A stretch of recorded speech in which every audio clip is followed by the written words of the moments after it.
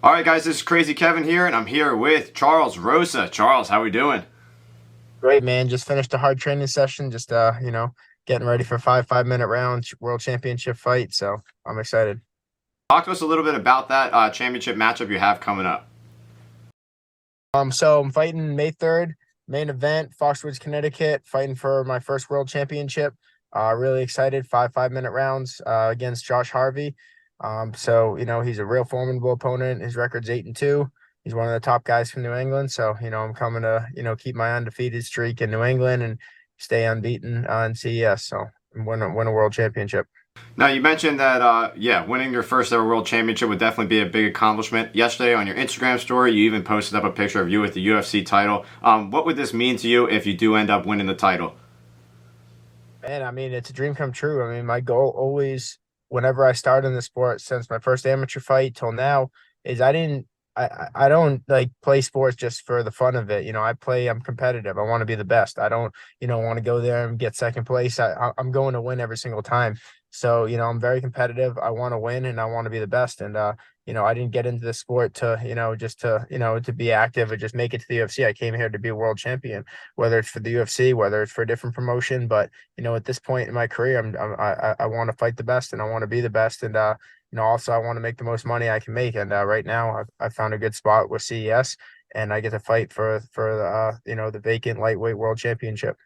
100%. Now, is CES going to be your home? Is that where you're looking to retire, or you still have bigger goals with CES?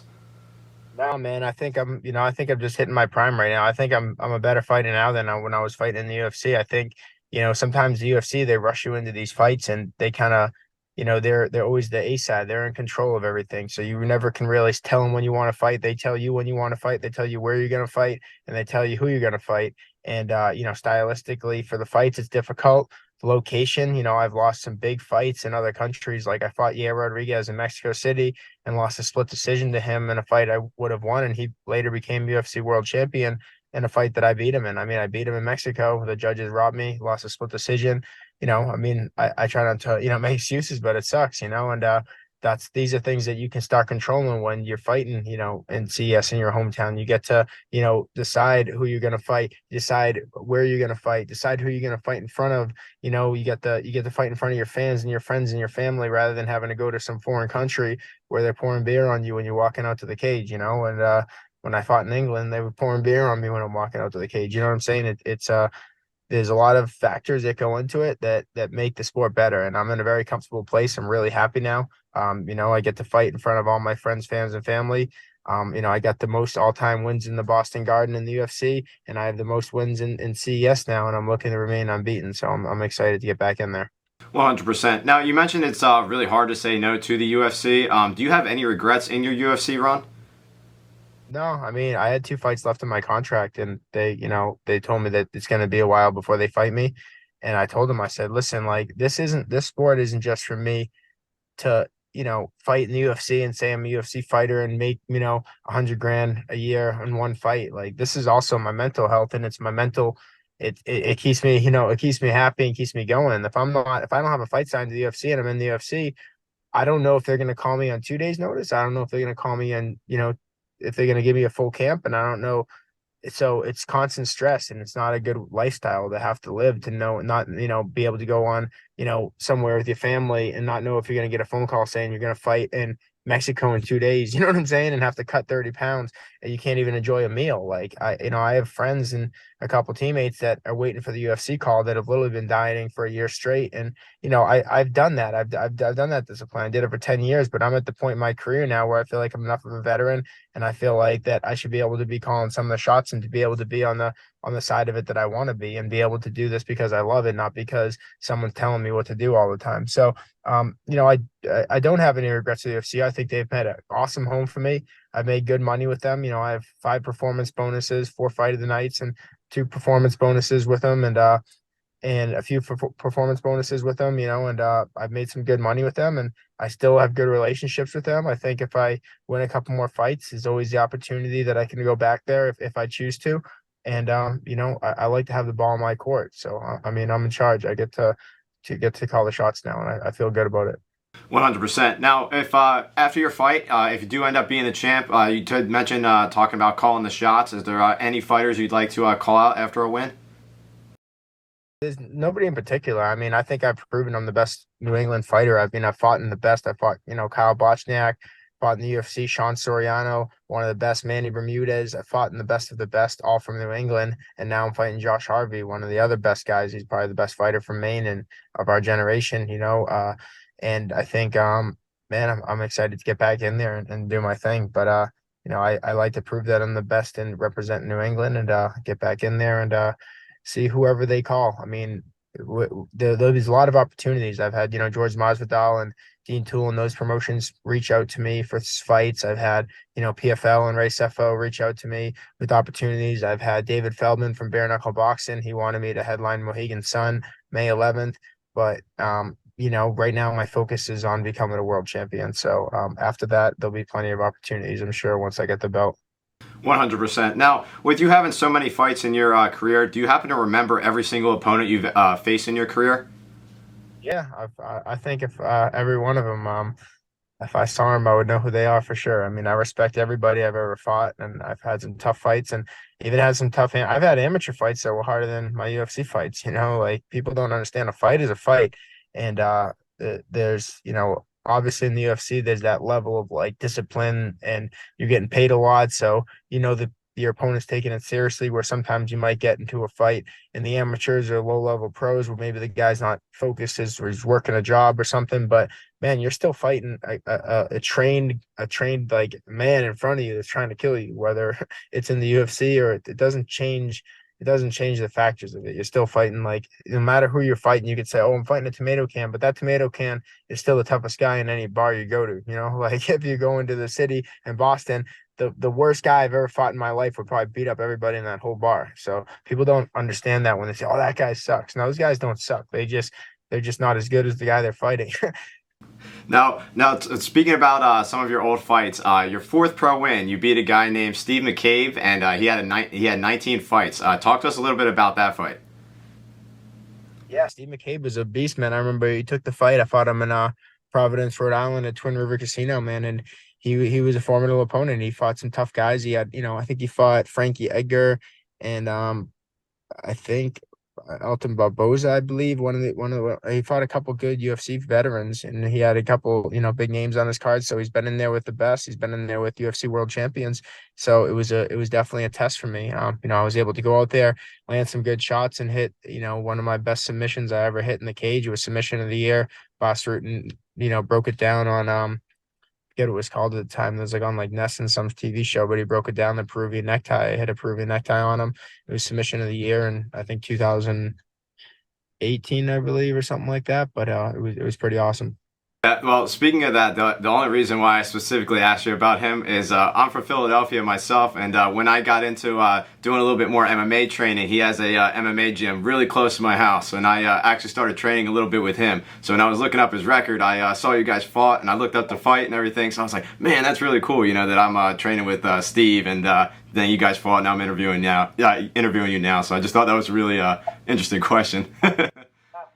Kid, man, he'd be a great coach for anybody. He's super well rounded. He's a real mixed martial artist, and I respect that. And like he's been in there with the best of the best. And like I said, it's a tough sport, and he's also a super nice guy. I remember after the weigh-ins, he offered me a piece of pizza, and I turned it down. But looking back, I was like, he's a good dude. Yeah, man. Yeah, 100%. He's definitely a good guy. Like I said, I was looking at his record, look at yours. I thought that was really cool. Now, speaking of that, when it comes to just fighting, you fought all over the place. Where do you think was the best arena you've ever fought in? Definitely the Boston Garden. I have the most all-time wins in all UFC fighters. I have the most all-time wins above Conor McGregor and Rob Font in the Boston Garden. I have the record for that. So I take a lot of pride in that. And I've never lost in Boston, never lost in New England. And I've always had a fair call. And some of my best fights were in the Garden with actually the Bruins are playing tonight. They're playing the Toronto Maple Leafs. So I'm excited to watch that tonight. And man, also the Celtics play there. So it's it's a place I grew up in as a little kid watching from the nosebleeds, and to be able to fight there and win and just dream come true all three times. Every time was special in its own way. And that's definitely my favorite place. But I've also had, been able to fight at the O2 Arena in Europe, which is the biggest arena. fought in Stockholm, Sweden. I fought in some huge arenas with like even more people than the garden can fit, and it's definitely thrilling and exhilarating every time you fight in front of that many people, whether they're cheering for you or against you. Now, you did mention earlier you were going out to fights and you were having like beer pour party and stuff. How does that affect your mental state when you're getting ready to go out there for a fight? And I'm focused either way. It just makes it just brings good memories, I guess. Like, I'm walking out to Mexico, they're pouring beer on me from the top of the banner. Like when you're walking out of the tunnel, I'm just covered. My underwear is soaked in beer, and I'm like, man, I'm gonna fuck this kid up. Like I was like, I'm gonna kill this guy. So if anything, it gave me just fuel to the fire. But you can't always beat the judges. You're fighting the best guys in the world, and it's a game of inches. So it's sometimes you just got to go in there and you fight your ass off, and hopefully that things go your way, and that's all you can do at the end of the day. I mean, I don't have any regrets about any of my losses ever in my career. I've always fought to the end, fought my heart out, and I've trained hard for every fight. I've never half-assed any training camp or ever quit. There's a couple fights I went in there injured, but it's it's part of the game. You don't want to pull out of a fight because you broke your thumb or something, or jammed your thumb, like, and it's swollen. Like, for most people, they wouldn't even, they can't even do anything, but I'm sitting there wrapping my hand when it's like broken trying to fight.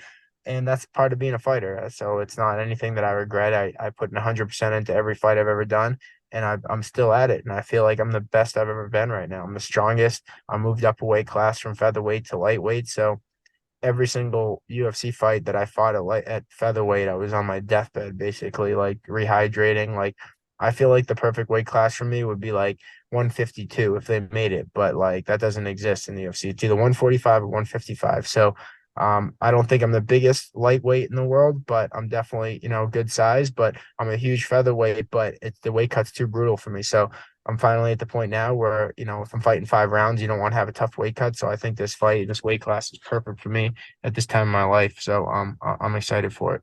And I've never been beaten at 155 in my whole career. So amateur as a pro. So I'm excited to see what I'm getting into. For sure. Now, another thing you mentioned too is about beating the judges. When it comes to the judges, do you think the judges should maybe watch the fights maybe like in the back versus watching them live, so then maybe like the crowd doesn't like influence the fights at all? Yeah, 1,000% that makes a difference. Because when you're there and because I corner a couple guys, Daniel Marcos, he's 16-0 UFC fighter that lives with me from Peru, and like he fought in London and England.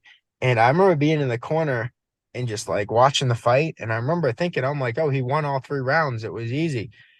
And then so I said, oh, good round, you won, you won. Next round, I said, oh, you won that round, but keep sharp. Like, he's gonna go for the knockout third round because you're up 2-0.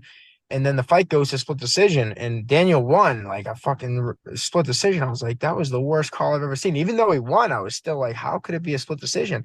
But then I went back and I watched it on TV, and I was like, because I was focused on the fight, so I couldn't. The crowd was like, was in the cage basically, but the crowd though woes the judges immensely. Like, and you hear like every time like Daniel would land a shot, they wouldn't go like make anything, and every time that guy would even throw a kick and it wouldn't even hit him, they'd go whoa and like make a loud noise, and that definitely plays into a factor. But I do agree with what you said. I think that there should be some other type of whether it's an AI type scoring or whatever it is, something that's just fair. It's like, in basketball or hockey, if you score a goal, it's 1 point. Or in basketball, you hit a 3-pointer, it's 3-pointer. If they won't know if it was on the line, they review it. It was a 3-pointer, it wasn't. There's no like, oh, that one was worth 4 points because it was a good shot. Like, just kind of like wing it. It should be what you're getting into, and what's worth what and how many, so where you're at in the fight. Like, and at the end of the day, it just that's something that has always been a huge problem in fighting. But I think it's something that they'll fix at some point, but they just haven't yet. Now, speaking of that, do you think they should have like open scoring then, where you can kind of see who's winning the round afterwards, where you can kind of look at the score and be like, oh, I'm up 1 round up? Yeah, I mean, I'm a huge sports fan. Like I said, gonna watch the Bruins tonight. The Bruins know going into the second period, they're up 2-0. Like, it's it's the way fighting in sports should be. You should know who's winning and not. Like, it shouldn't. Well, I don't know why it has to be like a hidden secret. Like, who's winning? It's a big mystery until 5 minutes later we'll know. Like, we should know at the moment. So maybe if it would also make for more exciting fights, because then the guy would know, hey, I'm down like 2-0. Like, we need to change our strategy. We need to go full offense, and like, maybe we go out on our shield, but it makes for more exciting fights. So I'm not in charge of that, obviously. So I don't really know. I just fight, and I try to play by the rules, but definitely something that needs to be fixed. Yeah, 100%. No, I definitely agree. That's an interesting topic. Now, one thing I always like to ask every fighter that I bring on the show is I'm a Taekwondo instructor. I've been doing Taekwondo for about 20 years now. I've been training and teaching for about 6 years now. So with that being said, what advice would you have to all of my students that I have coming into the gym to keep on getting better and better every single day? The same. I coach Roger Crawl, who's a sensei, and it says, keep kicking. And I basically like the guy, you just keep showing up and keep going hard. Sometimes you'll go in the gym and you might come in, you might even be the worst guy on the mat, or girl, a guy in the mat. And eventually, as time goes on, the ones that keep showing up day by day, they're not always the most talented or whatever. Sometimes they are, but the ones that show up consistently the most, they get the furthest and they have the most progress. So that's what martial arts is aside from a lot of other things like in life. Sometimes it's very difficult. You pick it up slowly, but you keep showing up, you keep showing up, you keep kicking, you keep training hard, you don't give up. That's what makes a real fighter, and that's what makes, a real martial artist. 100%. No, I definitely agree, and that's definitely a good message. Speaking of messages, Charles, last message for the fans out there that are going to be watching this video. Man, everyone tune in May 3rd. Watch me win my world championship. Foxwoods, if you guys can come, if you're local in the area, or if you want to make a nice little drive up there, Foxwoods, Connecticut, main event, May 3rd, Friday night. Be there. Don't miss me winning a world championship. So, that's my message for the fan, and definitely can't wait, man. And hopefully I can send you the highlight video, and we can add it to this interview at the end. Be awesome, man. And thank you so much for coming on. Really appreciate it, and we're looking forward to trying to win that belt. Awesome, man. Thank you. Thanks for having me on. Man, no problem. All right, take care. Enjoy the rest of your day. You too, brother. My man. My man.